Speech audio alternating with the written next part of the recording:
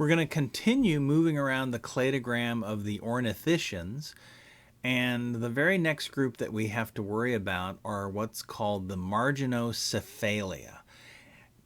And I'll show you the cladogram in just a second, but one of the key characteristics, the feature that defines this node, is that all of these dinosaurs are going to have some type of bony frill projected from the base of the skull. So it's another type of armoring, if you will, but it's more sort of a projection just off the base of the skull.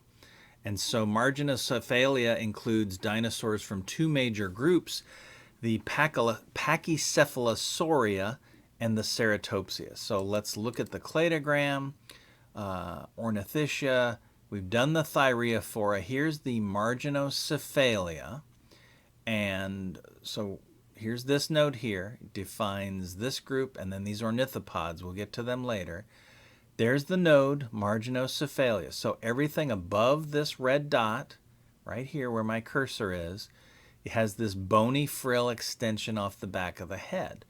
The ceratopsians we'll talk about in just a bit, but first I want to talk about these Pachycephalosauria. So, interesting group. They are the first dinosaurs that we've talked about in this class that are bipedal. They have much, much longer rear legs than their forelimbs.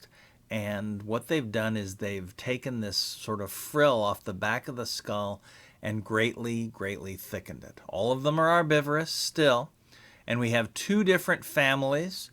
We have the family Homalocephalidae and the family Pachycephalosauridae. Now, the Homalocephalidae are only known from the very latest Cretaceous of Asia, and they're not as well known as our good middle to late Cretaceous and even some early Cretaceous, basically Cretaceous faunas of North America and Europe, and then there's some in Asia as well. But really we know a lot about these because of the work of United States paleontologists.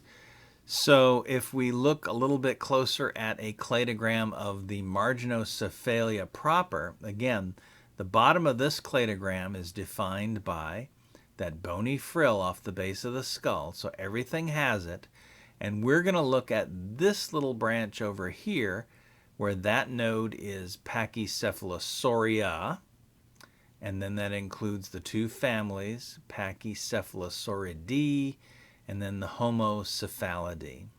All right, so we'll cover those first. So the family Pachycephalosauridae, they have big prominent skull domes and no what we call supratemporal fenestra. They don't have big holes in this thing. This is a solid mass of bone. There's not a big brain inside here. The actual cavity that housed the brain is rather small inside this. This is a big, thick pad of bone. It has a smooth surface, and there's no real pitting or holes in the skull or surface of this. This is known best from the genus Stegosaurus. And again, I'm sorry for this. This is just the way it is. Notice this looks very close to Stegosaurus, but it's Stegosaurus, very different. And this is present in our United States from our very, very latest Cretaceous. So one thing you could say, this dinosaur witnessed and then was killed by the dinosaur, by the asteroid. It's also noted in that the rocks that we find it in are unique. They're not found by deserts, by rivers, lakes, streams, low flatland, coastal plain areas. These are found in inland desert habitats. They're found with huge cross-bedded sands, all of that. Interesting group. And then these things, you can't talk about them without talking about their behavior a little bit. When paleontologists first saw these big skulls, they thought of bighorn sheep, those rams that sort of square off against each other, size each other up, and then bam, bust their heads together. And the larger male usually won the glory of the females and won the day. And so you can imagine them doing that. I don't know. The thought is that there clearly was some natural selection to strengthen these skulls, and so their heads, yeah, they are set down, so they're constantly pointing this way. The thought is it could have been used for head butting, like it's shown here, or maybe flank butting, where they would sort of stand side by side with each other, not sort of head on head, but head on rump, and kind of hit each other this way. There's some mammals that do this today. And then, of course, you'd still, if you, the larger or more ferocious male, sometimes there might have been female combat too, we don't know, would knock the other one over.